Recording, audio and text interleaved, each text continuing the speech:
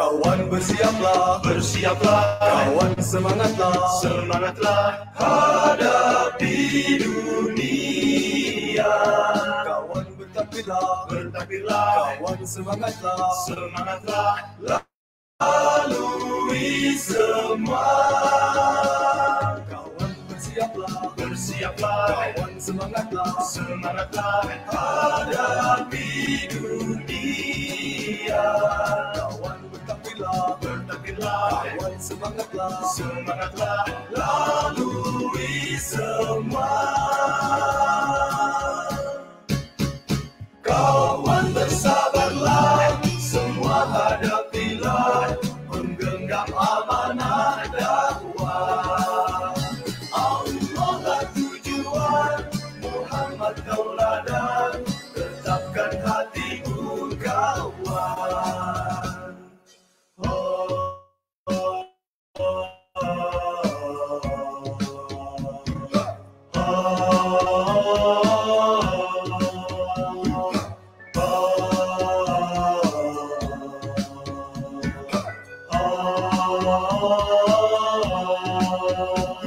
kawan bersiaplah, Bersiaplah, kawan semangatlah, semangatlah hadapi dunia.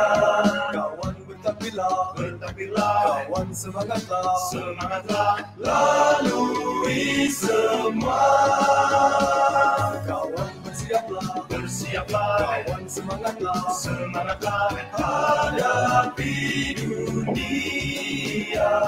kawan bertakbirlah, Bertakbirlah, kawan semangatlah, semangatlah lalui semua.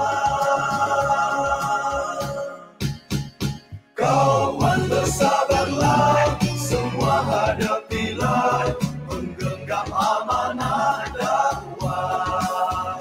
Allah lah tujuan, Muhammad tauladan, tetapkan hatimu kawan.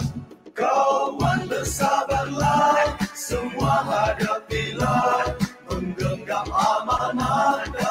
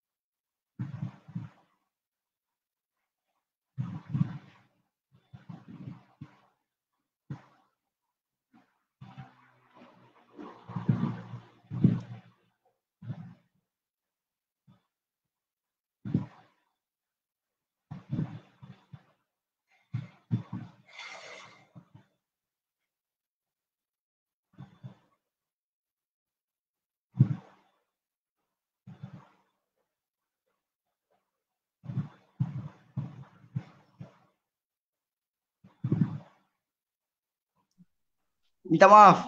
Mungkin ada masalah teknikal sikit okey.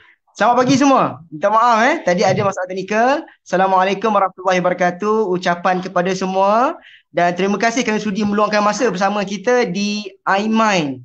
Siri kedua pengurusan masalah yang lebih efektif bersama dengan kita Dr. Muhammad Azrin, pakar psikiatri. Dan sihat Doktor? Sihat, Alhamdulillah. Alhamdulillah Doktor.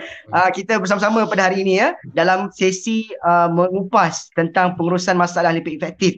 Dan untuk pengetahuan semua, ini adalah program siri yang kita buat pada yang sebelumnya adalah mindset siri pertama, dan ini merupakan siri kedua yang diperkenalkan dengan kerjasama Ikram Muda Shah Alam, membuatkan satu platform wacana lah untuk membentangkan tentang mindset. Baik, Dr. Muhammad Azrin, boleh memperkenalkan sedikit tentang diri doktor untuk kepada semua? Bismillahirrahmanirrahim. Assalamualaikum warahmatullahi wabarakatuh. Pertama kali saya nak mengucapkan terima kasih kepada saudara moderator, saudara Halim, dan juga pihak AJK iMind dan juga Ikram Muda Shah Alam lah sebab menjemput saya pada pagi ini untuk memberi sedikit perkongsian lah. Nama saya Dr. Muhammad Hazri bin Abdul Rashid. Saya sekarang bekerja sebagai seorang pakar psikiatri di Kementerian Kesihatan Malaysia lah. Dan juga ahli Ikram Shah Alam. Okey, Doktor, kita nak memperkenalkan Doktor sedikit sebanyak tentang latar belakang Doktor, boleh ya Doktor? Okey, baik. Boleh, kita dapat makluman bahawa Doktor merupakan member of iMind lah, salah satu jawatan kuasa dalam ni, iMind, dan merupakan satu branch di bawah Ikram Health. Betul Doktor? Ya, betul. Dan Doktor juga merupakan pemenang kepada FameLab Malaysia 2019, iaitu Science Communication Organizer, di mana beliau telah di-awardkan, dapat anugerah Excellence in Science Communication.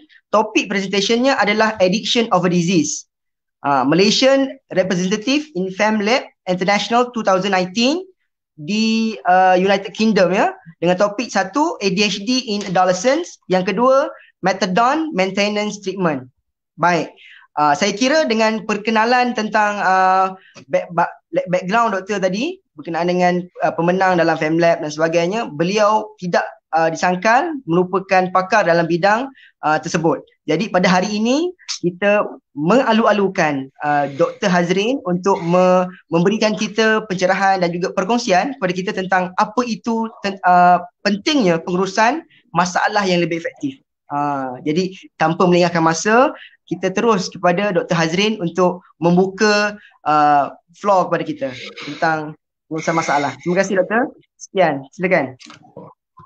Okey, bismillahirrahmanirrahim. Assalamualaikum warahmatullahi wabarakatuh. Terima kasih kepada saudara moderator, saudara Halim di atas introduction, that very kind introduction. Okay, so topik bila saya dihubungi oleh salah seorang AJK, antara topik yang diminta untuk saya bentangkan adalah pengurusan masalah yang lebih efektif. So bila saya dapat topik ni, saya macam agak macam mana nak cakap saya macam ada sedikit hesitation lah, sebabnya saya nak kena cakap beberapa disclaimer lah Okay, so ni disclaimer yang saya kena ketengahkan dahulu sebelum saya mulakan pembentangan saya. First of all, kita punya perbincangan, perkongsian saya pada hari ini adalah dari segi perspektif perubatan dan juga psikiatri lah. Okay, sebab saya kena mengaku siap-siap, saya bukanlah pakar terlatih dalam bidang psikologi pekerjaan ataupun psikologi organisation ataupun psikologi bisnes. Mungkin ada orang ingat perkongsian ini boleh macam mana nak buat decision dalam bidang tersebut. Saya bukanlah pakar dalam benda-benda tu. Saya ada banyak kan kalau kita belajar management and that kind of thing, ada SWOT analysis lah, ada root cause analysis, benda-benda macam tu. Saya bukan pakar dalam bidang tu lah. Okay. Dan ada beberapa cerita yang saya akan kongsikan ni yang saya ambil daripada pengalaman profesional saya sendiri semasa menguruskan pesakit-pesakit, tapi saya dah ubah dia punya unsur-unsur confidentiality tu supaya untuk menjaga kerahsiaan pesakit lah. Okay, dan ada beberapa material, actually most of the materials yang saya gunakan untuk presentation hari ni diambil daripada website-website dalam bahasa Inggeris. So kalau ada campur-campur sikit, saya saya harap okey lah, dan boleh, dan minta maaf siap-siap lah. Okey, so saya nak mulakan saya punya perkongsian pada pagi ini dengan satu kes BigNet ataupun cerita yang kita biasa jumpa kalau dekat klinik psikiatri. Orang yang dapatkan nasihat ataupun pandangan doktor tentang masalah yang dia hadapi dia. Okay. Cerita saya ni adalah berkenaan Ahmad. Ahmad ni bukan nama sebenar lah. Ahmad ni bekerja sebagai seorang eksekutif bank. Dia berumur 45 tahun, dia dah kahwin, dah ada 3 orang anak lah. So Ahmad ni I would say from a well-to-do punya background lah, in terms of socio-economic status dia. 2 orang anak dia tu dah pergi ke universiti dan seorang lagi anak dia tu ada dekat boarding school. Okay, so sejak PKP, bank tempat Ahmad kerja tu berhentikan banyak pekerja. Okay, sebab dia nak downsize and then adalah sebabkan masalah ekonomi sebagainya. So bila banyak dia punya rakan sekerja berhenti tu, Ahmad terpaksa ambil alih kerja 3 orang. Okay, sebelum ni benda yang dibuat oleh 3 orang, so Ahmad kena ambil alih benda tu. Bila beban kerja meningkat, Ahmad jadi sangat stres lah. Okay, so bila Ahmad stres, dengan punya workload yang sangat banyak ni, dia start dah tak boleh tidur malam, dia start rasa sakit-sakit badan, dia cepat melenting dengan anak dengan isteri dia, dan sampai satu tahap tu Ahmad terfikir nak cederakan diri sendiri dengan ambil pisau dan kelar tangan dia lah. Okay. So bila dah sampai ke level nak mencederakan diri sendiri, isteri Ahmad bagi nasihat supaya Ahmad start dapatkan rawatan kesihatan mental. So Ahmad pun ambil keputusan untuk berjumpa dengan doktor dekat klinik kesihatan untuk dapatkan rawatan lah dan nasihat apa yang dia nak buat seterusnya. So doktor bagi diagnosis Ahmad ada generalized anxiety disorder, which is a psychiatric diagnosis lah, di mana seorang tu ada anxiety yang sangat teruk sampai dia menjejaskan fungsi harian, dan doktor ni start juga ubat sejenis ubat antidepresan, nama ubat ni sertraline. Okay, dan Ahmad pun dirujuk kepada kaunselor jugalah untuk rawatan psikoterapi dan sebagainya. Okay, itu dia punya first meeting dengan doktor. 3 minggu kemudian, rawatan susulan, Ahmad beritahu doktor dia dah berhenti kerja dekat tempat bank yang dia kerja tu lah. So bila dah berhenti kerja, Ahmad sekarang bekerja sebagai seorang pemandu Grab. Dia buat Grab delivery, dan bila dia kerja sebagai Grab ni, alasan dia supaya lebih fleksibel, dia dah boleh luangkan masa dengan anak-anak. So Ahmad beritahu dengan doktor yang sejak dia berhenti kerja ni, jiwa dia lagi tenang, malam tidur lagi okey, dan dia tak ada lagi sakit-sakit badan. So doktor pun ni rasa macam agak happy lah, maksudnya rawatan okey, berkesan. So doktor pun sambung ubat dan bagi temu janji susulan 2 bulan yang akan datang. So next 2 months Ahmad datang balik, actually dia tak improve, keadaan dia makin teruk.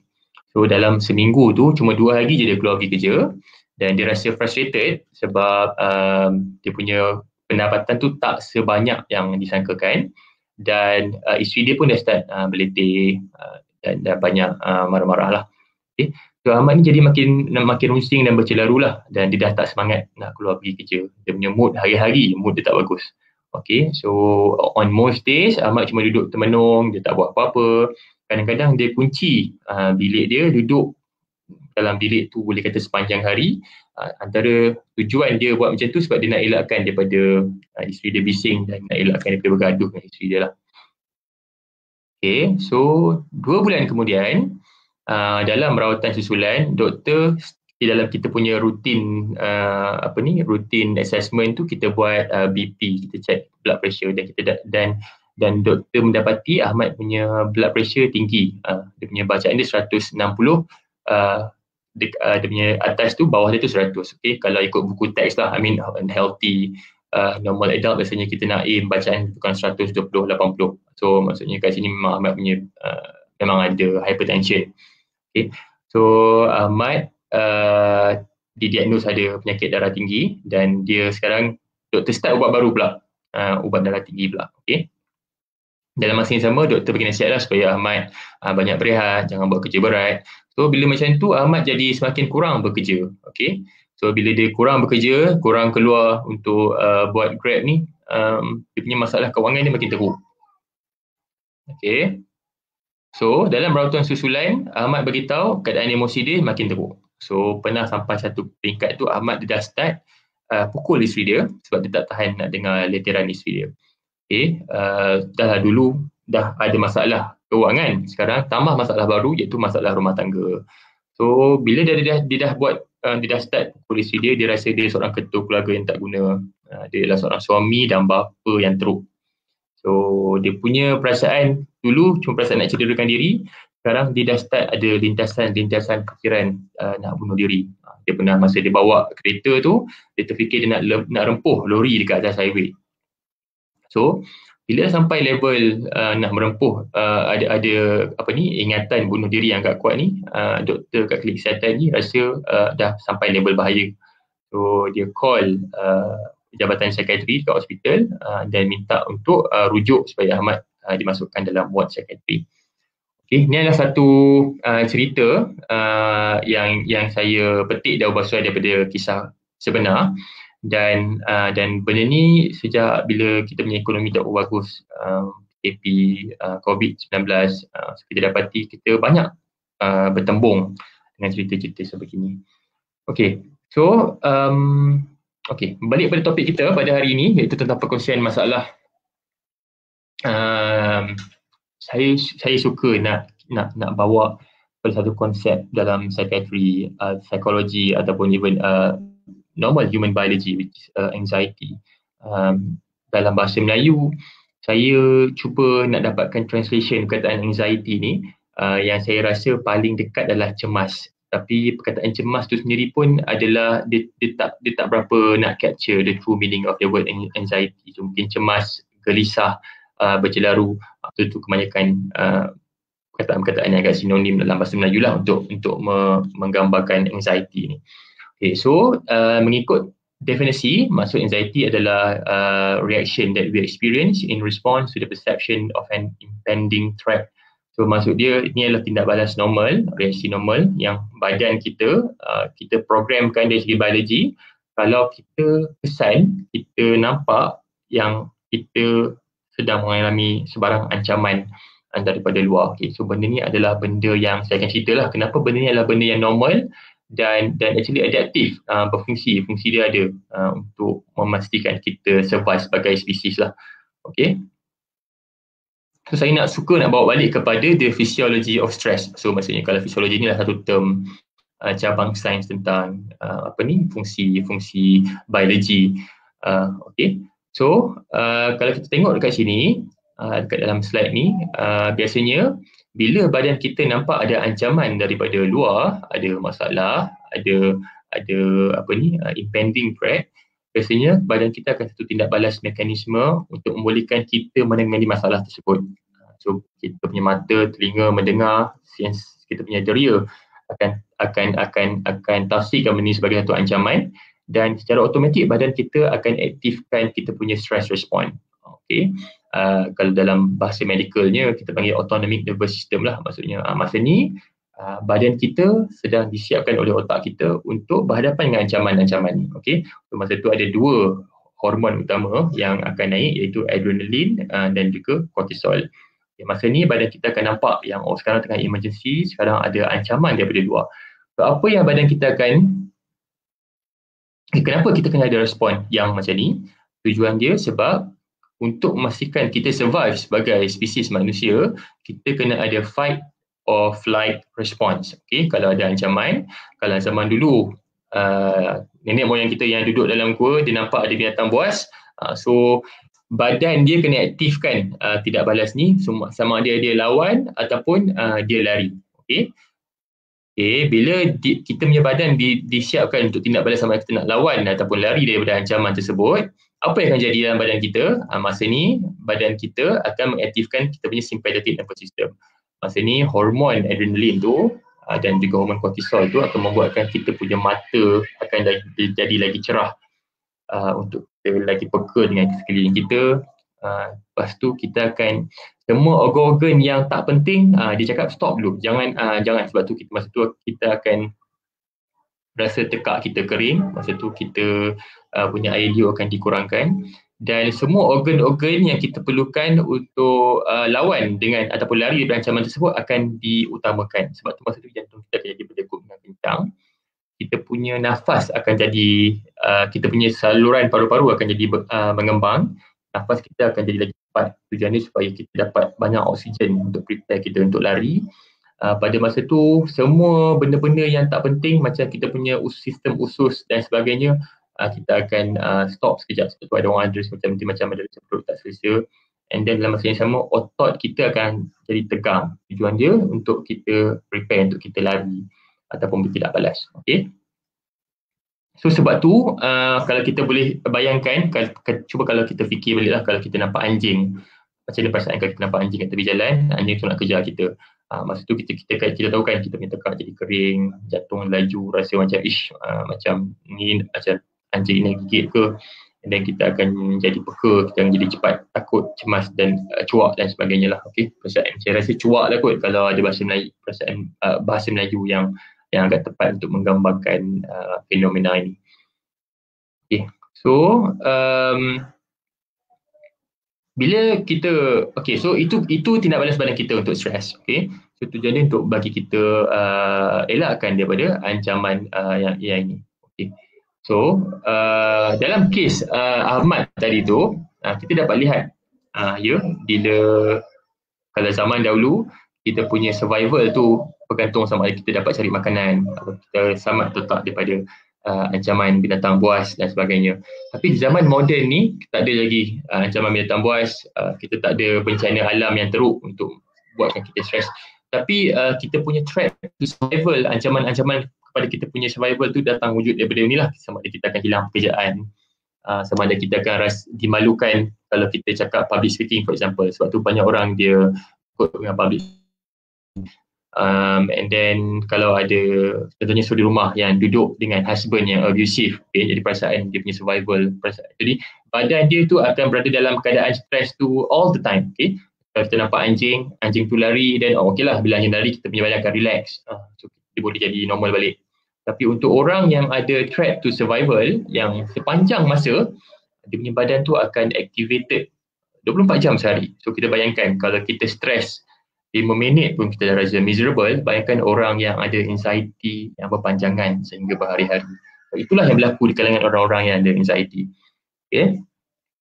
Then saya suka nak gunakan slide ni sebab saya agak suka biology kalau kita boleh tengok dari sudut evolutionary biology. Okay. Kalau siapa yang belajarlah pasal teori evolution ni, dia percaya bahawa manusia ni adalah the most mature animal punya build up. Okay, so kita punya struktur otak pun adalah berevolusi daripada peringkat yang paling immature sampai ke peringkat paling mature sekali. Kalau kita tengok dekat sini, kita berkongsi komponen otak yang sama dengan lizard brain ataupun reptilia. Pada peringkat kita punya brainstem, okey, kita punya dekat otak kita tu dia punya tapak otak tu dekat yang gambar kelima merah ni. Okey, peringkat lizard brain ni cicak pun ada, mamalia macam lembu, monyet, kerbau, kambing, harimau pun ada. Okey, ni lizard brain, and then bila dia evolusi kepada peringkat binatang yang lagi matang sikit, ke depan sikit, dia dah start ada mammalian brain. Ni adalah limbic system. Okey, lizard brain ni adalah bahagian otak yang cuma concern about survival sahaja. Okay, sebab tu kalau kita tengok binatang macam reptilia tu, dia cuma survival je. Dia punya hidup adalah makan, minum, seks. Dia cuma nak hidup je. And then tujuan dia untuk supaya dia terus hidup. Dan bila berevolusi, didapati bila cuma concern about own survival, sebab tu kita tengok banyak ular dia seorang-seorang. And then cicak dia seorang-seorang, katak tak ada yang wujud dalam komuniti. So, didapati bila mereka wujud seorang-seorang ni, risiko untuk dimakan oleh binatang lagi yang lebih buas tu agak tinggi. So binatang berevolusi kepada mempunyai social group. So didapati kalau macam kan orang kata Kambing kalau duduk seorang-seorang lagi senang nak kita makan kan, berbanding kambing yang ramai-ramai. So otak kita jadi matang dan kita mula start ada develop mammalian brain. Mammalian brain ni adalah bahagian otak yang concern about social connection, kita togetherness, community, family dan sebagainya. Inilah bahagian otak kita yang concern tentang emosi, memory, habit, kita punya attachment kepada manusia lain, kasih sayang, mood dan sebagainya. Okay, this is mammalian brain.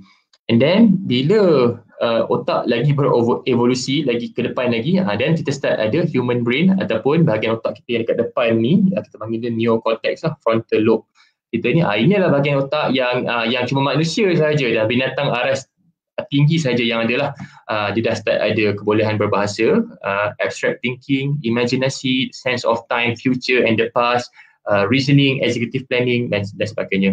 Okay, so kalau kita tengok otak kita manusia, walaupun kita ada ketiga-tiga komponen ni, ketiga-tiga komponen ni akan diaktifkan dalam masa yang lain-lain.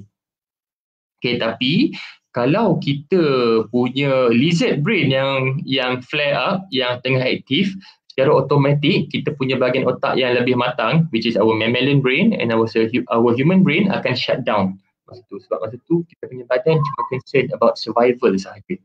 Okay, sebab tu kita tengok kalau orang tu dia punya lizard brain activated, dia akan cepat marah, dia tak boleh berfikir panjang, dia tak boleh buat keputusan yang rasional, dia akan jadi sangat emosi lah. Okay, kita kena faham ketiga-tiga bahagian otak yang lain dalam otak manusia ni.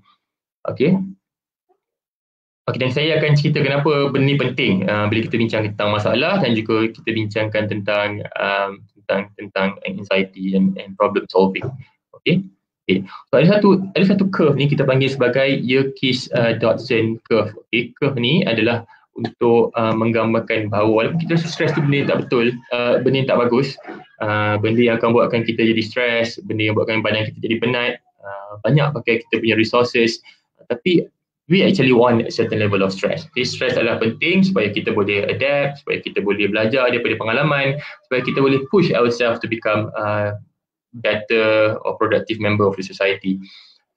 Kalau kita tengok kat sini, graf ni pada paksi Y ni adalah performance and pada paksi X ni adalah level of arousal. Okay, kalau kita tak ada arousal sangat, okay, macam kerja kita tak demanding, kita relax, contoh macam hari cuti lah, kalau hari cuti kita rasa macam mana, kita rasa boring, kita rasa mengantuk, tak ada benda, kita akan dapati performance kita macam agak tak produktif lah, maksudnya tak bagus sangat. Tapi kita akan dapati kalau bos kita bagi kita deadline, bos kita bagi kita certain benda yang nak buatkan kita belajar benda baru, badan kita biasanya akan jadi lagi macam pump up sikit, so kita nak belajar benda baru, kita boleh push kita punya boundaries, kita boleh basically belajar daripada pengalaman lah. So kita nak stress dalam hidup kita supaya stress ni akan buatkan kita jadi manusia yang lebih bagus, belajar dari kesilapan, adaptif.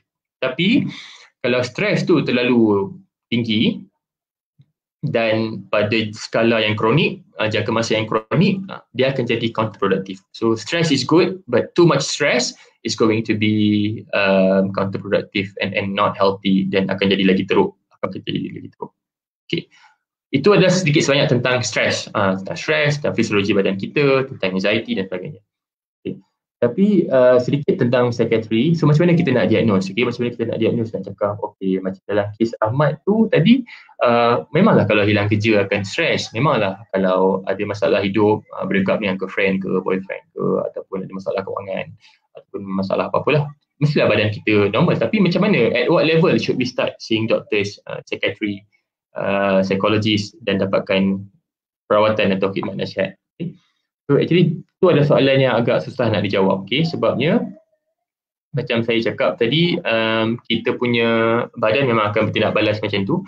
Tapi kita tengok dekat satu diagram ni yang saya ambil daripada WHO punya Sustainability Development punya report by Matt Gorey. Okay, so macam insomnia, tak boleh tidur malam adalah benda yang normal kalau esok kita nak exam. Perasaan penat adalah benda yang normal kalau kita stres dapat kerja. Tapi at what point kita start perlu dapat rawatan daripada psikiatri.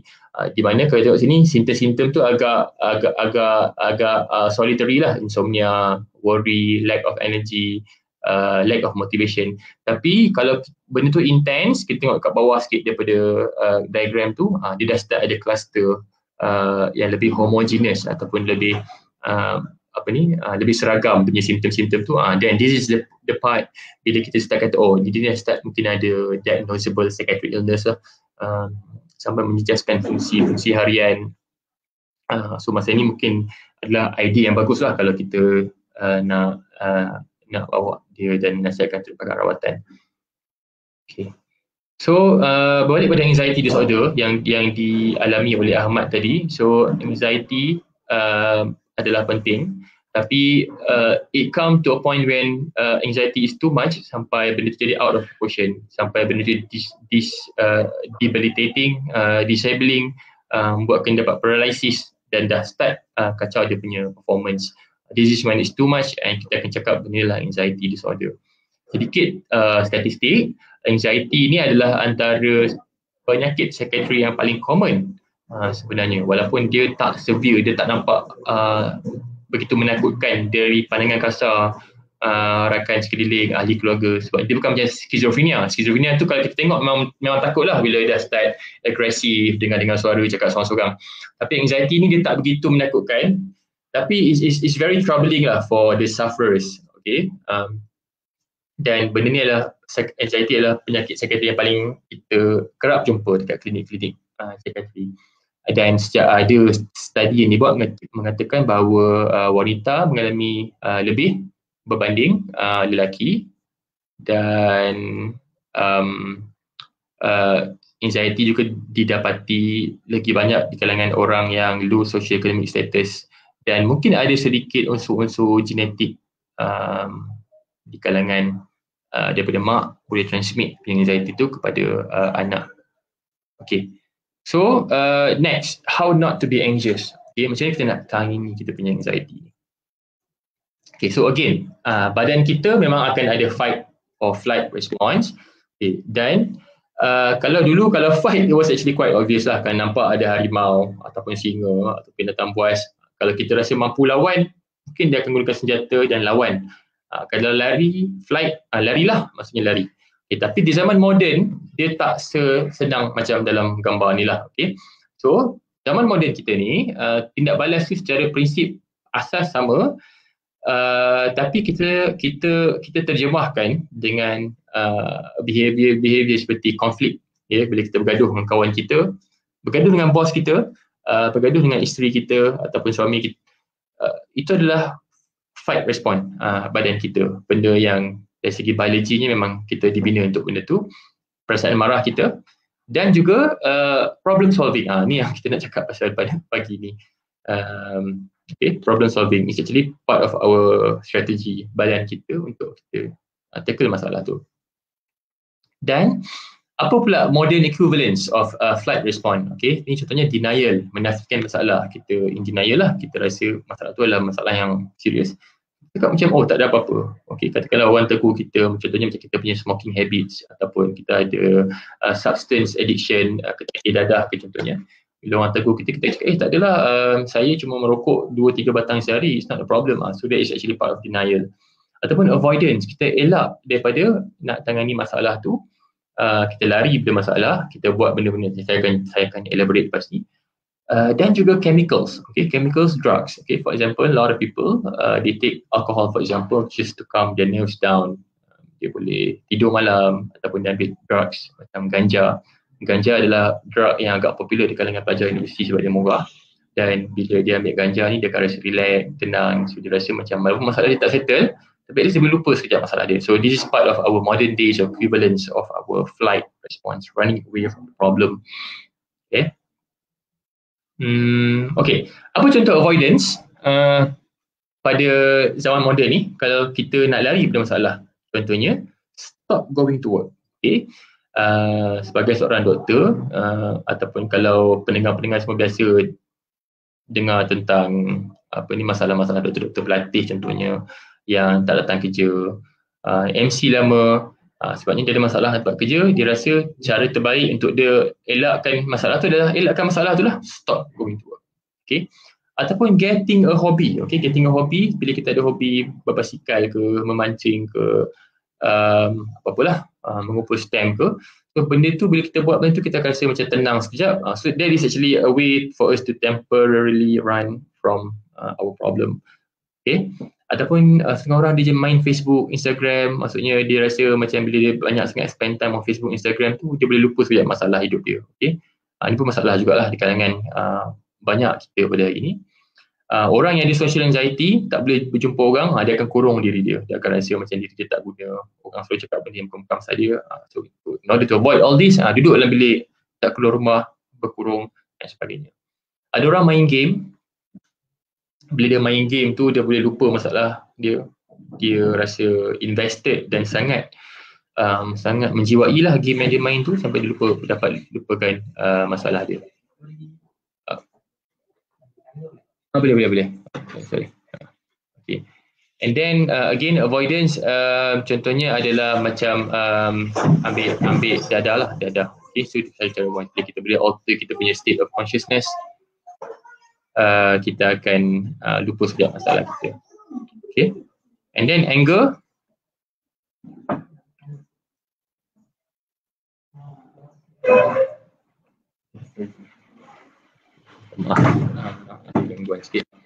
Okay. So then in terms of anger, part of our fight response boleh jadi bagus, boleh jadi tak bagus. Okay. Ada beberapa cara untuk kita salurkan kemarahan kita. Okay, macam dalam kes Ahmad tadi memang sangat unhealthy lah. Dia start pukul isteri dia. Okay. Dalam kes Ahmad tu, kalau tengok point nombor 4 ni displacement. Okay, displacement ni adalah kalau kita biasa tengok, kalau perasan macam kalau kita kena marah dengan bos kita kat tempat kerja. Bila kita balik rumah, kita akan marah kepada orang yang less powerful than us. Orang yang agak kurang melawan. Jadi marah kita tu sebenarnya kepada bos kita. Tapi kita salurkan kepada orang yang tak boleh melawan. Contohnya isteri kita ataupun anak kita yang kecil lagi. So biasanya lepas kita marah tu kita akan rasa, kita boleh express emotion kita, kita akan rasa lega. Walaupun akibat dia tu tak bagus. Okay. Tu contoh apa yang berlaku. Kenapa bila orang tu stres dia akan cepat marah. Dia akan marah sikit-sikit nak melanting dan sebagainya. Okay. Kadang-kadang bila setengah-setengah pesakit psikiatri yang lebih serius, bila dia start ada self-cutting behavior, dia kelar-kelar tangan, itu adalah anger directed against self. Itu bila dia marah di sini, dia akan potong, dia akan kelar tangan dia. Bila dia kelar tangan dia dapat zahirkan kemarahan kepada diri sendiri, dia akan rasa lega. Okay. Again, walaupun rasa lega itu adalah perasaan temporary relief, tapi dia punya long term outcome is not good. Okay. And then bergaduh dengan isteri, bergaduh dengan bos, rakan sekerja, itu adalah antara cara kita nak zahirkan kemarahan untuk kita lepaskan kita punya anger dan anxiety. Okay, dan ada satu cara bentuk anger yang lebih healthy sikit, kita panggil term ni sublimation. Okay, sublimation ni adalah channeling anger to socially appropriate ways. Contohnya orang yang suka lari laju sampai dia rasa sakit. So dia akan rasa bila dia marah diri sendiri, tapi tak ada orang pun tahu dia tengah marah tentunya. Ataupun ada orang yang dia macam main boxing, tumbuk punch bag dan sebagainya. Dia tumbuk punch bag tu dia akan rasa lega dapat. Ataupun dia menjerit seorang-seorang dalam bilik, orang tak dengar. Walaupun kalau orang nampak macam menakutkan, tapi dia buat seorang-seorang tak ada orang komen. And as long as it works for some people, then we are mostly fine with it, as long as it's appropriate and it doesn't cause further harm in the future. Okay, ni adalah anger. Okay, so balik kepada topik kita pada hari ini, which is problem solving. Kita dapat lihat di mana actually dalam konteks masalah Ahmad tu, di mana start dengan ketidakupayaan Ahmad untuk menyelesaikan masalah, mengatasi stres, benda tu akan spiral down sehingga menyebabkan dia dapat psychiatric illness, sehingga menyebabkan dia nak bunuh diri dan sebagainya. So di sini letaknya kepentingan untuk kita buat problem solving yang efektif. Okay?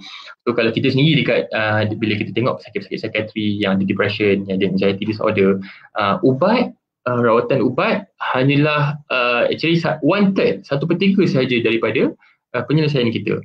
Okay, ubat ni just pada orang kata apa, sebagai nak bantu dari segi aspek-aspek biologi lah, macam bantu tidur lagi regulate dan lagi bagus, improve the appetite, that kind of thing. Tapi selagi mana masalah yang ada dalam hidup dia tu tak selesai, susah kita nak move on. Dia punya simptom pun akan makin jadi lagi teruk. So kita try untuk part of kita punya psychotherapy tu, kita akan cuba ajar problem solving lah. Okay? Sebab biasanya kalau kita tengok dalam kes Ahmad tu, bila seseorang tu dia stres, anxiety dia sangat teruk, biasanya berbalik kepada kalau kita tengok tadi kita punya gambaran otak, saya kita tengok balik yang dekat ni, three-parted brain ni, bila kita punya badan tengah stres, kita tengah anxious, yang berfungsi hanyalah kita punya lizard brain, tapi kita punya mammal brain, kita punya human brain akan shut down. Kita tak boleh nak berfikir dengan jelas. So which is why it's very important sebelum kita cuba nak menyelesaikan masalah, we should take our body out from depending and operating on our lizard brain. Kita kena cuba shift the focus to mammalian brain and also our human brain. Kalau kita tak boleh tenangkan diri kita, our body is in a state of perpetual anxiety, we can never access our human brain. Human brain is the neocortex. Inilah tempat otak kita yang boleh berfikir dengan rasional, boleh buat executive planning. So kita nak access kita punya otak yang boleh berfungsi ni, yang tak dapat berfungsi selagi mana kita punya perasaan cuak, marah, cemas tu adalah bermaharajalela. Okay. So which is why untuk problem solving ni, nombor satu yang kita akan ajar pada pesakit-pesakit kita adalah slow breathing technique. Okay. Kenapa slow breathing ni banyak sangat clinical psychologist, psychiatry, doktor-doktor suka sangat promote kan. Kadang kita rasa macam alah hai takkan nak buat benda ni tapi tak berfungsi pun, tak berkesan pun, tapi sebenarnya tak. Sebenarnya sebab slow breathing ni sebab dia free dan senang nak dibuat. Sebab dia free lah orang tak nak buat, sebab orang rasa benda ni macam cikai dan tak membantu sangat sebenarnya. Tapi sangat membantu sebenarnya. Bila kita slow breathing, okay, again, kalau tengok gambar ni, badan kita ni, kita ada satu term dalam medical kita panggil sebagai vicious cycle. Bila badan kita, otak kita tengah serabut, kita akan rasa kita dapat banyak ancaman, kita akan tengok bila kita punya badan, otak kita sense yang kita akan ada stres hormon akan buatkan badan kita rasa macam dapat stres. So benda tu dia berpusing. Otak cakap nak dapat ancaman, cakap dengan jantung supaya pam darah. Bila jantung pam darah, rasa sakit-sakit badan, rasa macam jantung laju. So otak tafsir ada ancaman tu, dia macam loop lah. Loop vicious cycle, dia tak berhenti. Sebab tu anxiety ni ada satu term kita panggil sebagai anxiety as a recursive function. Siapa yang biasa fizik ataupun kita panggil chaos theory lah, a flap of butterfly wing in the Amazon can eventually cause a violent hurricane to smash into Florida. One bad thing lead to another, dia berpusing. So sebab itulah slow breathing ni kalau kita buat dengan betul, dia boleh potong. Okay? Kita boleh potong lah kita punya vicious cycle ni. So bila kita slow breathing, tak ada masalah, kita duduk sekejap, kita ambil masa 5 minit, dia slow breathing, kita akan trip otak kita yang badan kita tengah tak stres. Bila kita trip otak kita badan tengah stres, masa tu baru kita boleh dapat capai kita punya frontal cortex ataupun kita punya human brain. Okay? Which is why very important, orang ada banyak masalah, orang ada stres, orang ada anxiety, kena practice deep breathing. Okay? Breathing ni kalau kita buat 5 minit sehari, mungkin kita boleh time lah. Contohnya kalau kita orang Islam, kita solat kan, lepas solat duduk sekejap, lepas baca doa tu kita try buat deep breathing practice. Biasanya kita boleh kesan badan kita bila tengah stres. Kita akan nafas dengan cepat, otot tegang, bahu kita rasa macam tense. Okay, alright. So deep breathing ni kalau saya nak just quick one lah. So basically kalau kita nak buat deep breathing, just duduk atas kerusi, kita relax, lepas sekejap, kita bagi goyang-goyang sikit tangan, bagi longgar-longgar. Kita letak satu tangan dekat dada, satu tangan dekat kita punya perut. Okay. Kalau cara breathing yang betul, kita nak kena bagi kita punya perut yang kembang. So bila perut kita kembang, maksudnya kita punya satu otot yang memisahkan antara perut dengan paru-paru ni namanya diafragma. Okay, dalam masalahnya. So, kita akan push, kita akan expand kita punya paru-paru supaya kita boleh sedut banyak oksigen masuk dalam otak kita. Dan kita try kira 1, 2, 3 dan lepas 1, 2, 3 dan lepas, dan biasanya kita akan dapati otot kita lagi settle, kita boleh berfikir dengan lebih jelas untuk macam mana kita nak selesaikan masalah kita. Okay, alright, tu nombor satu. Before kita nak access kita punya human brain, kena settle tu dulu. Tak boleh bagi kita punya lizard brain yang bermarajalela. Kita kena bagi kita punya rational brain yang take over. Okay, tak boleh biar kita punya lizard brain. Alright.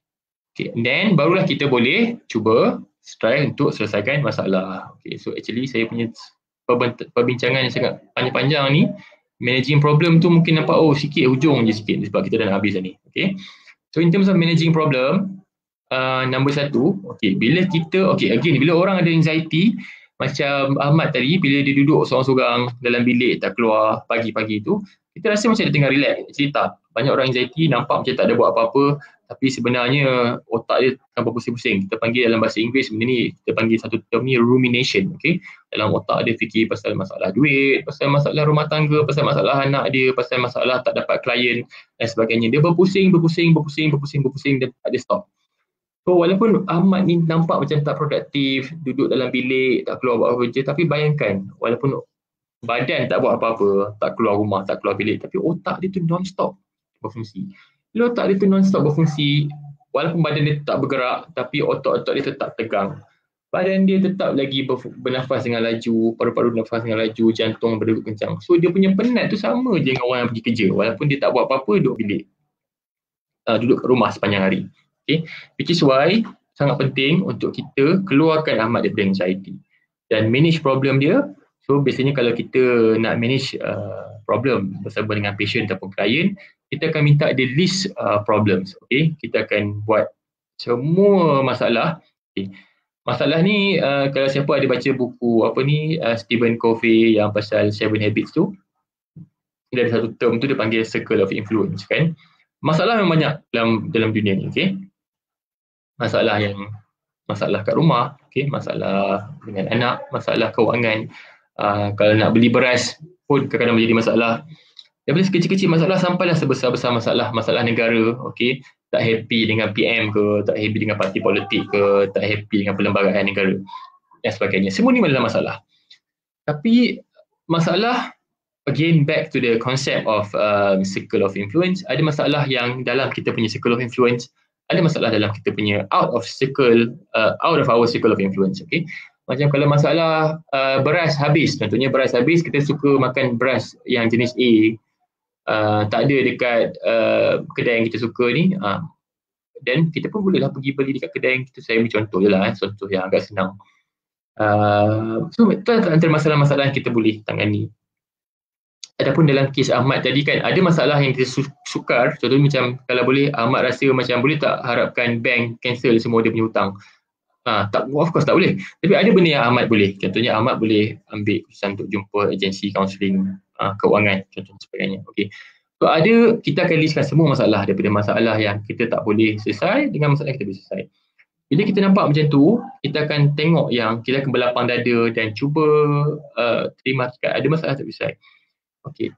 Bila kita rasa masalah kita semua tak boleh selesai, itulah menyebabkan kita rasa macam helpless, nak bunuh diri, nak putus asa dan sebagainya. Kita rasa macam masalah buat apa pun tak jalan. Tapi penting untuk kita boleh identify masalah yang kita boleh settle, masalah tak boleh settle. Macam kalau masalah kita happing kepimpinan negara contohnya, tak boleh nak buat apa-apa lah, nak tunggu pilihan raya ke ataupun sebagainya. Itu adalah masalah yang kita tak boleh nak control. Tapi ada benda yang kita boleh control. Sangat penting untuk kita empower diri kita untuk tahu apa yang kita boleh control, apa yang kita tak boleh control. Okay. And then, bila kita selesaikan masalah-masalah tu, kita boleh choose a problem. Kita pilih masalah yang paling senang sekali kita nak settlekan. Dalam kes Ahmad tadi tu, mungkin ada hutang dia yang agak susah nak settle. Dia okey, kita tepikan sekejap. Tapi mungkin ada masalah-masalah yang dia rasa actually boleh buat. Okay. It's very important for us to have a sense of victory. Okay. Kalau kita boleh selesaikan masalah yang kecil, biasanya kita akan rasa automatic. Kita akan rasa mood kita bagus. Kita ada sense of achievement, kita akan boleh buat lagi dan sebagainya, dan kita move on daripada masalah kecil kepada masalah yang lebih besar. Alright. Then kita try to define the problems. Okay, contohnya choose the elements of problems that are practical in nature. Kita try to be as specific as we can about the problem. Dan kalau problem tu adalah problem yang besar, kita boleh cuba try kecil-kecilkan dia punya komponen-komponen dia. Okay? Contohnya macam Ahmad ni, kes dalam Ahmad ni, ada beza kalau kita nak bagi definition antara Ahmad cakap saya adalah orang yang tak berguna, ataupun ataupun macam ni lah. Katalah Ahmad ni dia rasa dia malas. Okay. Masalah kita cuba tulislah masalah Ahmad adalah Ahmad malas, contohlah okay, ada beza antara kita define problem antara Ahmad malas dengan nombor 2, katalah kenapa Ahmad rasa dia malas, sebabnya pagi tu dia kunci alarm tak asyik tak bangun. Dia try nak bangun pukul 8 pagi ataupun pukul 6 pagi, tapi asyik terlajak je bangun pukul 10. Okay. Instead of naming or framing the problem as Ahmad pemalas, kita letak problem dia adalah Ahmad tak boleh bangun pagi pada pukul 7 pagi ataupun 8 pagi ataupun 6 pagi. Okay. So bila kita nampak problem kita macam tu, kita akan jadi lebih spesifik. Kita tak sangat tak vague sangat. Okay. So kita akan nampak yang actually even though Ahmad ni pemalas sebenarnya, tapi kita boleh break down masalah kepada something yang lebih practical and achievable. Next is brainstorming. Brainstorming lah, maksudnya kita try to brainstorm as many solution as possible. Tak penting sama ada solution tu pandai ke tak pandai ke, bagus ke tak bagus. Kita try to list down as many solution as possible and kita pertimbangkan. Okay.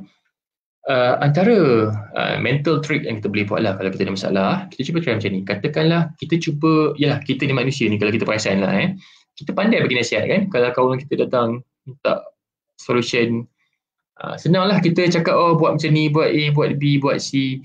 Tapi kalau datang masalah tu kita sendiri tak tahu nak nasihat, nak buat macam mana. Okay. So kalau kita try nak brainstorm, nak fikir tentang masalah, cuba kita try trick. Okay, katakanlah kawan karib saya yang ada masalah ni, apa yang saya akan bagi nasihat dekat dia. Okay, so this is one of the mental trick that we can do lah, to try to brainstorm solutions to our problems. Okay. And next is after kita dah list down, kita akan choose helpful strategies. Kita try to choose the most helpful ones. Kita semua strategi penyelesaian masalah akan ada pros and cons. Okay. Macam nombor 1 tadi tu kan, katakanlah kita boleh stop Ahmad daripada berhenti kerja yang mula-mula sekali. Dia walaupun dia bekerja, dia ambil alih beban tugas 3 orang kan. Kalau kita boleh tackle problem solving pada peringkat Ahmad jangan berhenti kerja lagi sebab ekonomi tengah tak bagus sekarang ni, susah dapat kerja, tidak tentuan pasaran saham dunia dan sebagainya. So kalau kita boleh stop Ahmad daripada itu lagi, mungkin Ahmad actually boleh manage dia punya beban kerja ataupun stress dengan beberapa helpful strategies. Okay. So kita try to kita kena tengok macam bila Ahmad decide nak berhenti kerja, kita faham decision Ahmad untuk berhenti kerja tu adalah salah satu langkah decision making lah, maksudnya problem solving. So, dia tak tahan stress, so dia rasa macam stress sangat, dia berhenti kerja. That is actually part of the decision. Tapi as we can see that decision has backfired, lagi banyak disadvantage daripada advantage dia. So kita boleh kena list down pros and cons dan kita try to buat penyelesaian yang paling kurang cons sekali lah. Okay. And then after that we develop a detailed plan. Okay. Tak cukup, macam contohnya katalah masalah Ahmad malas. Penyelesaian esok pagi Ahmad kena lebih rajin. Tak boleh macam tu. Kita kena be as specific and as least vague as possible dengan kita punya plan. Kita tak boleh nak tulis penyelesaian Ahmad kena rajin esok, tak boleh. Dia nak tulis instead of tulis Ahmad perlu rajin esok, kita kena spesifik cakap Ahmad perlu bangun pada pukul 6 pagi esok.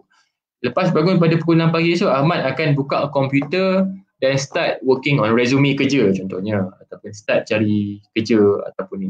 And Ahmad will spend 1 hour to do that from 7 to 8 AM in the morning. Kita try to be as specific as possible.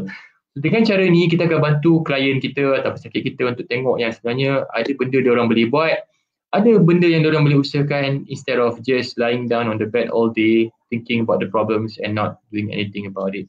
Okay. Even though walaupun dia buat benda ni hari-hari, dia rasa macam tak ada faedah, sama saja, tapi I'm sure if it adds up, normally kita akan dapat lihat dia punya penyelesaian.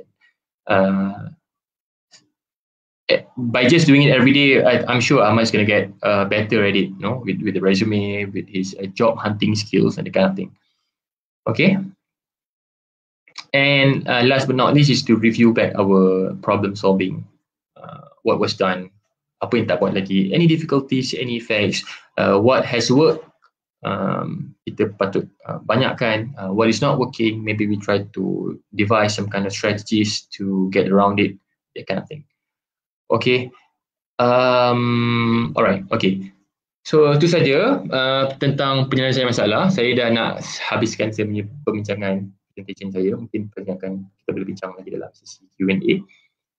Cuma satulah, saya cuba nak cari untuk akhiri saya slide saya lah, saya cuba nak cari satu meaningful punya quotes yang cantik dan sebagainya. So I keep on coming back to The Obstacle is the Way.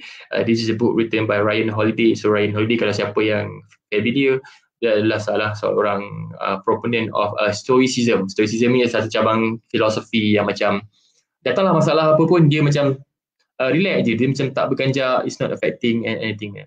So basically I keep on going back to this one quote that I keep on remembering tapi tak apa nak ingat sangat. The Obstacle is the Way. Basically the entire book is about, problems is part and parcel of our life.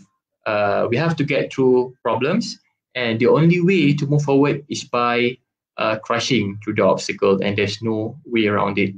So do not avoid problems, take it by the bull. Just problem kalau ada kita tackle, dan tak ada cara lain kadang-kadang untuk kita jadi lagi matang, untuk kita develop resilience, ketahanan.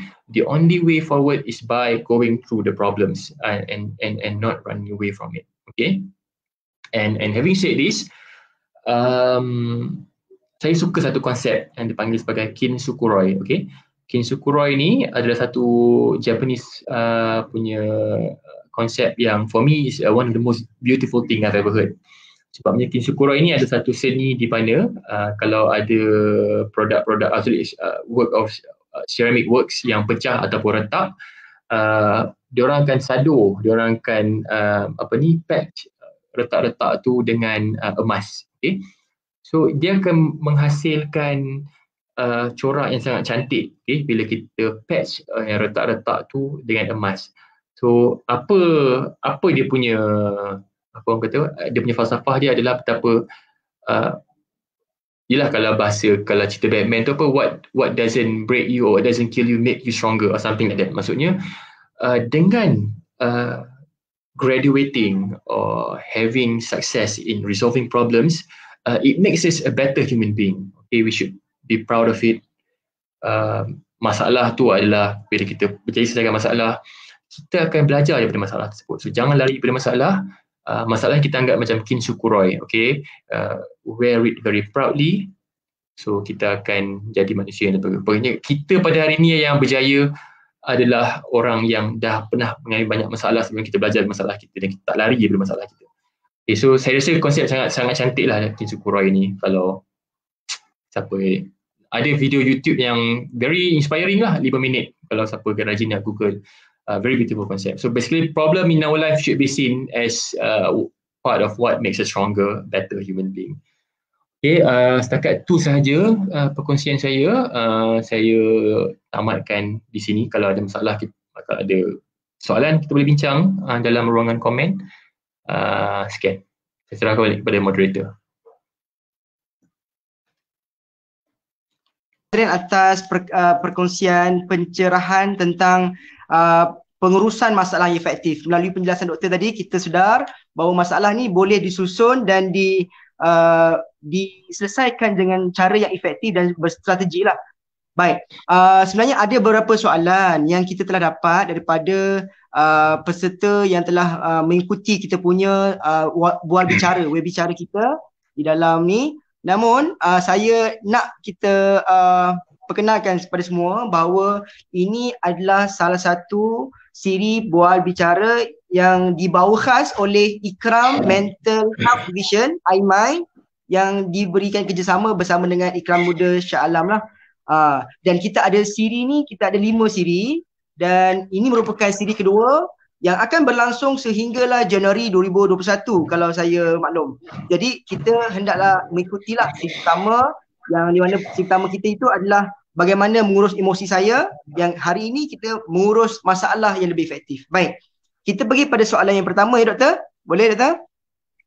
Boleh. Kita pergi soalan yang pertama, iaitu Izati Azlisha.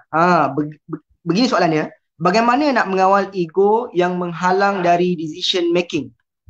Itu soalan pertama lah. Alright. Boleh doktor jawab dulu soalan pertama tu. Okay, boleh. Terima kasih kepada saudari Izzati Azisyah yang bertanya soalan tersebut. Saya setuju. Okay. Kadang-kadang kita ada ego yang membuatkan kita boleh buat keputusan yang very irrational. Okay, kita very irrational yang akan tak produktif. Okay, sebabnya kita nak puaskan ego kita. Okay. Kalau bercakap pasal ego ni, kebanyakan waktu dia again, bila kita ego tu, apa maksud ego ni? Okay, ada ego ni macam-macam lah. Kalau asal ego ni perkataan Jerman kan, ego, super ego tu katanya self, maksudnya diri sendiri.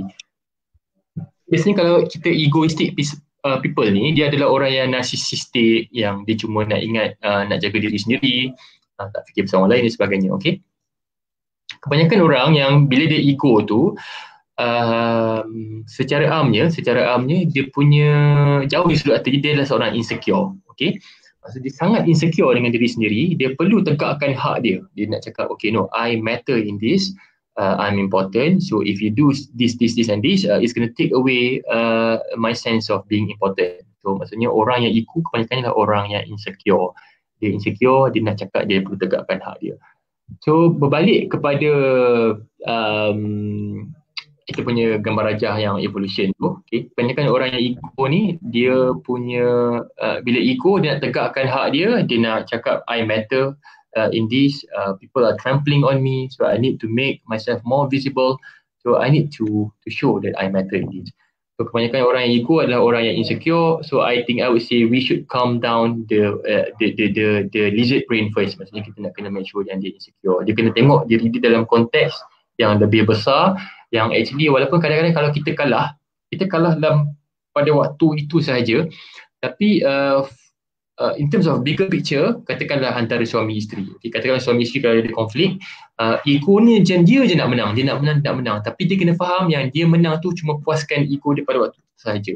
Tapi katakanlah kalau kita menang dalam bila kita bergaduh dengan suami atau bergaduh dengan isteri, katanya apa kita dapat sebenarnya bila kita cuma menang, kita rasa lega pada tu. Tapi bila kita menang tu, kita cuma harm kita punya relationship in the long run.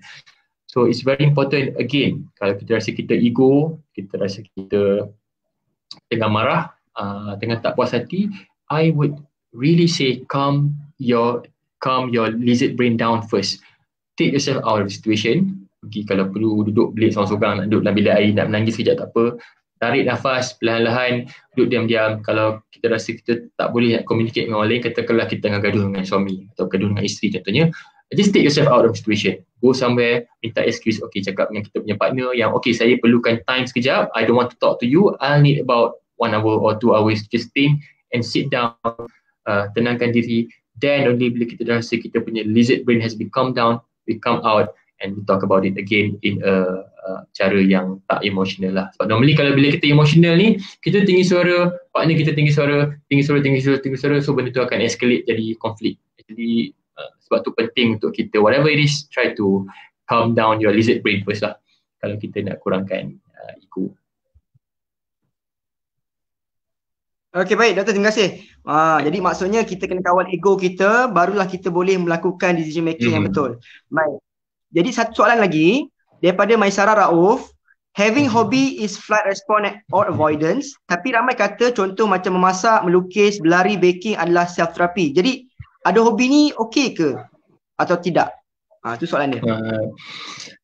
Okay, terima kasih kepada Maisara sebab tanya soalan ni. I think it's a very good question. Sebab walaupun saya cakap tadi tu macam mungkinlah saya telah paint a picture that hobby might not be a very good thing. No, actually no. I didn't mean that. Okay. Sebenarnya hobi ni dia agak ada satu istilah yang agak loose sebenarnya. Okay, what do you mean by hobby? Okay. Some hobby adalah berfaedah. Contohnya macam dia berkebun. Jadi halaman rumah dia cantik, so it's nice. Ataupun dia suka hobi dia memasak. Masak jamu ahli keluarga. It's a very good thing to do. Tapi same goes for main game. Okay, hobi saya adalah main game PlayStation 4 contohnya. Okay, itu hobi juga, tapi dia main sampai level dia langsung tak nak. Dan that comes a point di mana masa tu dia dah jadi tak bagus. Okay, kita ada juga hobi kita ni. Okay, bila kita ada masalah, kebanyakannya badan kita ada dua strategi.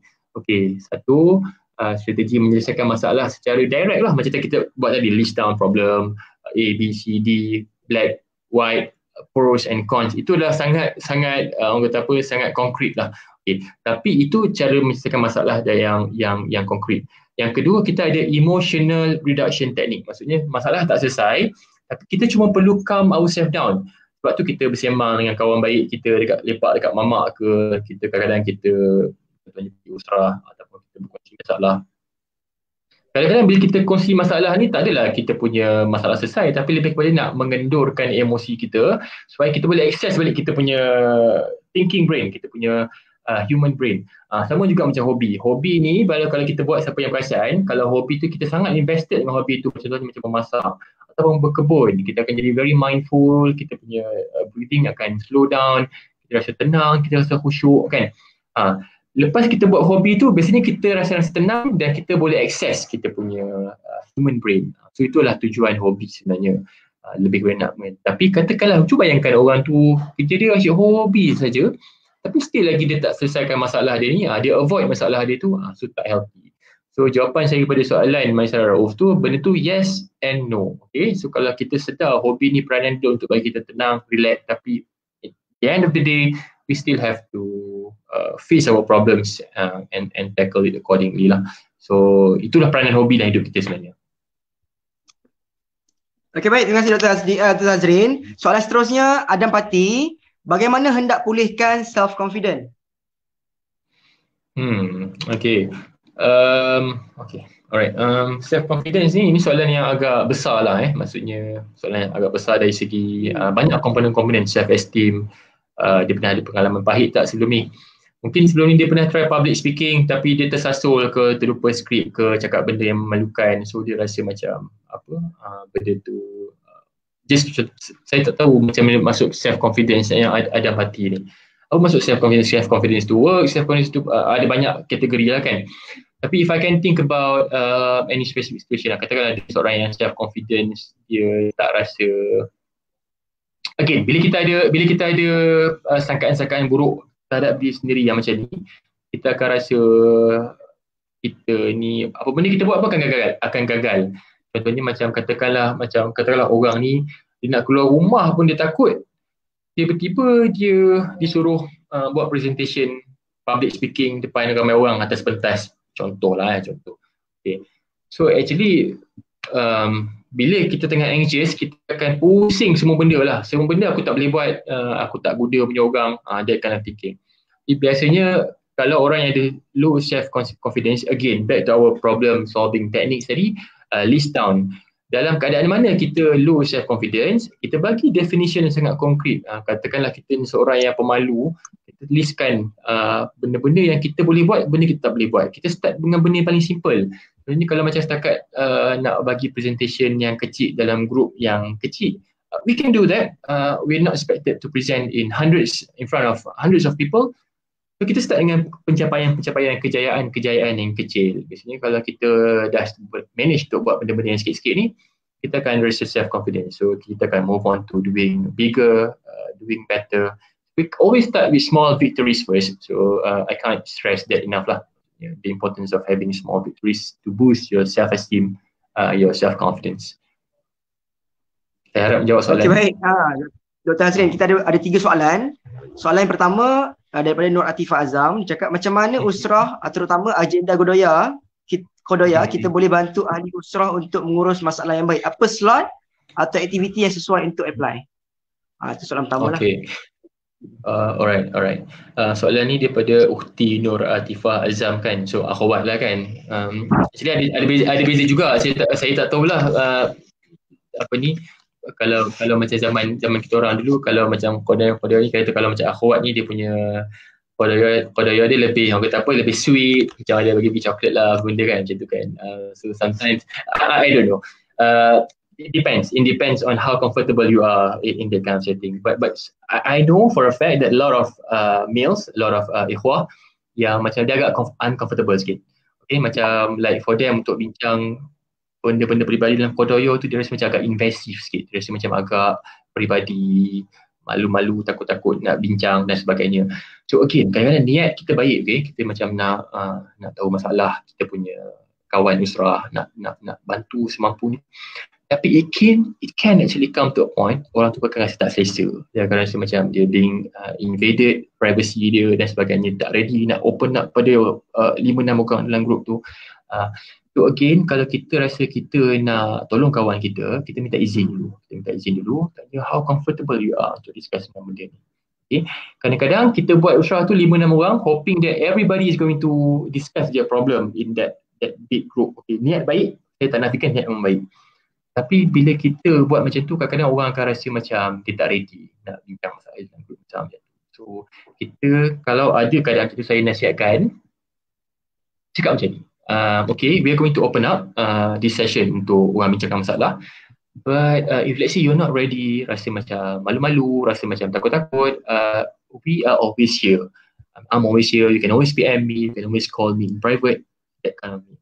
So it's very important kalau kita nak cakap kat kawan kita yang kita nak tolong dia, jangan invade privacy dia. Only help when we are invited.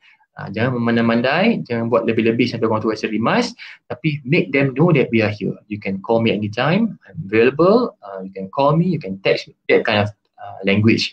I think it's more helpful rather than try to just be too upfront. Kadang-kadang orang tak selesa. This is my opinion lah. Mungkin some people may think differently. I don't know. Okay. Okay, baik. Seterusnya doktor. Ada orang stres sampai mencederakan diri sendiri. Ini soalan daripada Zarah Izati. So macam mana nak selesaikan masalah macam tu dan bagaimana nak berdepan dengan orang yang masalah macam tu? Okay, terima kasih kepada Ukti Zarah Izati. Okay, soalan ni soalan yang saya rasa agak kerap dibincangkan lah di platform online tentang masalah depression, anxiety, mental health issues among young people nowadays, mencederakan diri sendiri. So, mungkin saudari Zarah Izati ada mengalami situasi kawan terdekat ataupun rakan karib yang ada masalah. Okay. Again, kalau kawan kita ada masalah macam ni, saya nasihatkan macam tadi juga. Maksudnya kita tanya dia how comfortable you are that I'm helping. We don't want them to feel that we are invading or that kind of thing. Okay? Orang yang mencederakan diri sendiri ni pada pandangan kasarnya agak menakutkan. Memang menakutkan. Kita rasa nak hantar dia pergi hospital, masuk ward psikiatri dan sebagainya. Tapi dalam banyak kes, majority kes yang saya jumpa sepanjang saya punya praktis, kebanyakan remaja yang mencederakan diri sendiri, kalau kita tanya dia balik how much this self-harm behaviour betul-betul objektif untuk tamatkan hidup, saya boleh kata peratusannya agak kecil sebenarnya yang betul-betul nak tamatkan hidup. Kebanyakannya bila diorang cuba potong kelar tangan ni, it is actually a way or a means to communicate distress. Maksudnya kalau katakan dia mengeluh, dia complain, dia masalah, people don't quite take it seriously ataupun people think that it's nothing. So like in order for me to show that I'm really distressed, so I do this so that it communicates to other people that I'm in great or severe distress. Okay, sometimes itu adalah what harming yourself tries to do normally lah, not normally in some cases. Okay, so again kalau kita minta izin dia dulu, how much can we help, dan kalau kita rasa normally kita akan cuba tanya dia apa dia punya source of help, siapa ahli keluarga terdekat dia yang ada, dan kalau dia sudi, dia rasa tak mampu, ahli keluarga terdekat dia tak sudi nak bersembang, kawan terdekat pun tak ada, tak cerita masalah, kalau kita risaukan keselamatan dia, pada tu kita boleh call police ataupun kita call minta dia hantar pergi ke hospital psikiatri dan sebagainya lah. Kalau kita rasa risau keselamatan dia dah sangat-sangat teruk time tu lah. Okay, but normally I would say that when they have someone that they can talk to, normally they won't do it lah. Okay, terima kasih Dr. Hazrin atas jawapan soalan tersebut. Ada soalan lain. Syarafiz Abdul Rahim, adakah selamat bila seorang, ini bagus soalan ni, seorang mengalami tekanan dan bersenam biasa, adakah menggunakan smartwatch bagus untuk monitor heart rate dan sebagainya? Saya pun pakai ni. Nak tanya juga. So, bila saudara Syarafis tanya tekanan ni, tekanan darah ke tekanan stres? Macam mana? Maksud tekanan Tekanan stres darah tu, kot rasanya tu. tekanan darah. Rasanya lah. Kalau Mungkin dengan tekanan darah tu kalau tinggi dia dan ada mungkin tekanan, menyebabkan stres lah. I see. Kalau high blood pressure, ni macam medical sikit soalan ni. Kalau high blood pressure, saya ingat kena hati-hati sikit kot. Kalau masuk tekanan darah tinggi, dia ada hypertension, dia nak stres, dia nak bersenam. Saya rasa mungkin nak kena dapatkan nasihat doktor. Sebabnya kadang bila kita ada high blood pressure, kita buat physical activity yang too intense, takut dia tinggi sangat sampai boleh banyaklah faedah-faedah akibat-akibat buruk lah. Saya tak nak sebut, tak baik lah kalau dia tinggi sangat. So saya ingat kalau dia ada high blood pressure, mungkin dia nak kena start dengan senaman-senaman yang agak ringan, just nak bagi berpeluh keluar sikit. Kalau intense sangat, ada bahaya dia. Saya bukanlah pakar kardiologi ataupun pakar dalam bidang tu, adalah sikit knowledge, tak banyak lah, mungkin tak update juga knowledge dalam tentang darah tinggi sebagainya. Okey doktor. Mungkin soalan Syarafis ni dia mengalami tekanan perasaan emosi, dan dia emosi. bersenam. Ya, tekanan emosi dan bersenam sebiasa, boleh tak? Saya nak cakap bahawa actually tekanan emosi, kalau dia bersenam dan dia tak ada masalah kesihatan yang lain, tak ada hypertension ke apa benda, sangat bagus sebenarnya. Dia adalah sangat bagus sebab efek dia, ni macam agak anecdotal sikit lah. Bila ada seorang child psychiatrist from US daripada Dr. Bruce Perry. Dr. Bruce Perry ni child psychiatrist yang banyak, dia ada tulis buku yang menarik tentang child psychiatry kat US. Dalam satu buku yang dia tulis ni, dia bagi contoh, dia bagi cerita lah tentang seorang remaja kat US yang ada buat self-cut behavior. Dia stress, dia self-cut behavior. Dia stress, dia self-cut behavior. Dia stress, dia self-cut behavior. Antara opinion Dr. Bruce Perry, dia cakap didapati bila kita potong terkelar tangan kita ni, badan kita akan keluarkan dia punya own painkiller. Nama painkiller ni adalah endorphin. Endorphin ni dia komponen dia sama macam opioid. Dadah jenis opioid, heroin, painkiller. So tujuan endorphin ni dikeluarkan untuk kurangkan sakit. Kita potong. Sebab tu orang yang menggelar tangan, dia akan rasa lega sikit. Bila dia dapat sakit tu, dia akan rasa lega sebabkan diberi oleh endorphin ni. Sama dengan orang exercise, ada satu term ni kita panggil sebagai runner's high. Bila lari-lari, dia sakit badan, badan kita akan release endorphin sebagai painkiller untuk badan kita, dan the same endorphin ni akan bagi kita rasa euforia. Kita akan rasa best, kita akan rasa macam tenang, kita akan rasa macam best dan happy, semacam lah dia punya mood boost tu. So saya rasa lari dan exercise yang ni adalah satu bentuk sublimation lah. Macam kalau saya ada satu patient ni, dia selalu stres, dia selalu marah dengan dia punya partner ke macam tu lah. So dia marah, dia akan lari kuat-kuat sampai dia sakit. Bila sakit tu akan rasa lega sebab saya ingat badan dia akan keluar banyak endorphin lah. So kesimpulan dia, untuk saudara Syarafis, saya rasa exercise adalah satu bentuk cara lepaskan tekanan yang sangat efektif. Cuma berpadanan lah, janganlah sampai exercise tu sangat sampai dapat cramp, sampai dapat patah apa benda tu. So kena tengok dari sudut tu lah. Tapi having said all that, exercise very good. So I think okay lah nak guna monitor heart rate ke, nak pakai fitness tracker ke, it's up to you. Tapi it's very good way to release your stress lah.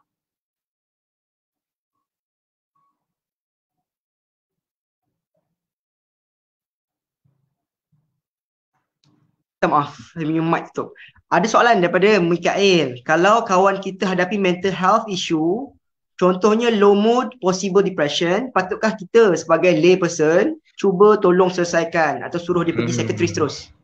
Okay, macam saya cakap tadi, saya ada overlap sikit dengan soalan yang tadi tu. Tanya pendapat dia. Sebab kita tak nak, bila nak jumpa psikiatri ni, for me is a big deal. It's a big deal sebabnya satu stigma lah. Bila stigma ni, bila kita start jumpa psikiatri, it's a very big deal in someone's life. Bila dah start jumpa psikiatri, itu maksudnya dah ada satu, kalau Kinsukuro itu dah satu retak lah tu, dia dah pecah sikit. Bila jumpa psikiatri tu, itu ada orang cakap sakit tanda lemah semangat, dia dah orang tak betul, dia ni sakit mental. It's a very big deal. So maksudnya tak senang, tak semudah yang kita sangkakan. Kita try tanya dia, minta tolong dia setakat mana yang dia benarkan kita tolong dia. Cuma saya rasa point-point di mana kita rasa oh macam enough is enough or this is too much, yang kita dah risau dari segi sudut keselamatan, dari segi macam kalau kita start buat self-harm behavior, kita boleh bincang dengan dia, okay, I'll try to help you as much as you can, but can we agree that once you start cutting yourself, once you start drinking poison, or I can be very concerned. So at that point of time, can I call the family member ataupun kita bawa dia pergi jumpa doktor psikiatri. So kita try janji dari sudut macam tu lah. Tapi having said that, saya rasa kalau sebagai seorang kawan, mendengar tu adalah sangat bagus. Kalau bila kita boleh dengar masalah kawan kita, biasanya hanya dengan mendengar dan making our friend know that we are there whenever they help us, that in itself is very therapeutic and very helpful. Okey, baik Dr. Hazrin. Saya rasa itu soalan-soalan yang telah diberikan, itu saja. Jadi saya nak minta Dr. Hazrin untuk simpulkan kita punya perbincangan kita pada hari ini. Simpulkan dalam 1 minit, 2 minit ucapan lah. Okey. Kesimpulan saya, kalau saya ada satu, bukan dalam bentuk perkataan lah, dalam bentuk ucapan ataupun dalam bentuk gambar lah. Saya kesimpulan saya adalah gambar Kinsukuroi tadi tu. Maksudnya manusia, hidup kita ni memang kita tak boleh lari daripada masalah. Okay? Bak kata Ryan Holiday, the only way through, the obstacle is the only way. Selagi mana kita tak hadapi masalah, kita takkan grow up as a person. Okay? Masalah patut kita raikan lah. Bukan yang kita cari masalah suka hati, of course secara amnya. Tapi kita kena ingat, masalah akan buatkan kita grow up as an individual, akan bagi kita jadi lagi matang. Kita belajar tentang orang sekeliling kita, kita belajar tentang apa yang kita mampu buat, apa yang kita mampu capai. So kalau ada masalah, jangan lari daripada masalah. Kita gunakan strategi-strategi yang kita cakapkan tadi. Ada kadang-kadang kita kena lari sekejap lari, maksudnya pergi berkebun sekejap, pergi lari sekejap, buat maksud saya lari, jogging ke apa ke, boleh buat benda tu untuk tenangkan, access our prefrontal cortex, our human brain, dan selesaikan masalah. Tak ada masalah yang tak boleh diselesaikan kecuali mati. Okey. Itulah kesimpulan. Terima kasih kepada penganjur, kepada saudara Halim sebagai moderator. Saya minta maaf kalau ada sebarang terkasar bahasa, menyentuh sensitiviti mana-mana pihak, itu semua kekurangan dari saya. Saya minta maaf siap-siap lah. Okey, terima kasih Dr. Hazrin atas pencerahan dan juga perkongsian pada hari ini. Kita di hujung rancangan, cuma saya sebagai moderator ni nak memperingatkanlah kepada anda semua bahawa kita ada siri 1, 2, 3 dan sampai 5 sehinggalah Januari 2021, dan ini merupakan salah satu siri kedua, iaitu pengurusan masalah yang lebih efektif. Jadi nanti kita ada juga tajuk-tajuk yang lebih menarik untuk kita perketengahkan untuk masyarakat, dan supaya apa, untuk bantu kita lah dalam mendepani untuk menghadapi cabaran-cabaran emosi dan mental ni lah. Jadi dengan mohon itu, saya di pihak penganjur Ikram Muda Shah Alam memohon anda semua untuk selalulah update di Facebook kita Ikram Muda Shah Alam, dan tunggulah kita akan maklumkan kepada anda semua slot kita yang ketiga dan sebagainya. Kita akhiri kita punya perjumpaan pagi ini, tengah hari dah, dengan Assalamualaikum warahmatullahi wabarakatuh, dan terima kasih kepada semua anda semua. Assalamualaikum. Waalaikumsalam.